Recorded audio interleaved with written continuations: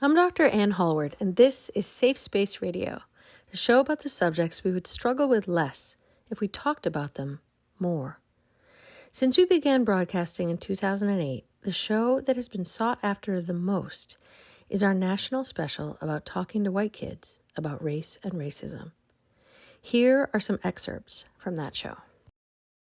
I'm a white parent myself, and we're focusing on white parents because we need to do this work ourselves. If we are not talking to our kids about racism, we're perpetuating it.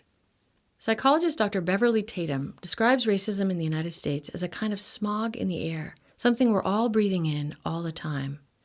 Professor Jennifer Harvey from Drake University in Iowa builds on this idea in her book, Raising White Kids, Bringing Up Children in a Racially Unjust Society. She compares conversations about race to equipping children with a breathing mask. It's important to give all kids the tools to filter through messages of white superiority that society inevitably provides. Dr. David Kampt, author of the White Ally Toolkit, puts it like this. It is vital that white folks take on the work of fighting racism. It's a burden for people of color to have to always do that work. And so what we need to do is to have more white folks talking about how to be a good anti-racist white person. It is vital that parents start teaching that at home very early. Parents don't need to act in overtly racist ways for their kids to pick up racist ideas. Kids of all racial identities watch television, they see who is included and how. They know who their family socializes with and who their neighbors are. Racism is more than an individual saying hateful things.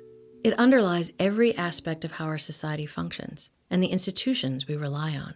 Our banks, schools, criminal justice system, and government are all structured in ways that give advantage to white people. On average, white families have around 10 times the wealth that black families do.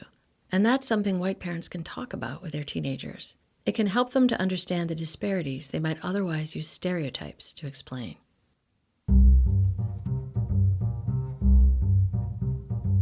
It's really important to teach children that race is a social construct and it's not biologically based. Sociologists and historians can look at the history of, the struggle for power between different groups and see how racial categories are literally constructed as the dynamics of a society shift.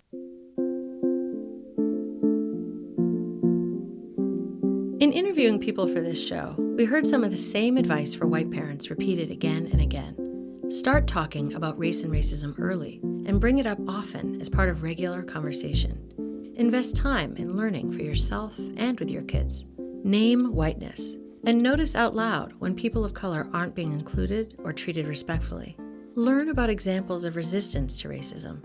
Let your kids watch you make a difference and encourage them to do the same, especially when it comes to challenging racism among other white people.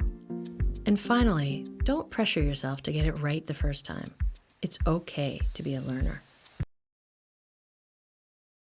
If you were raised without these conversations at home and don't know where to begin, I invite you to listen to the whole show, which offers many ideas and examples. Please go to this link.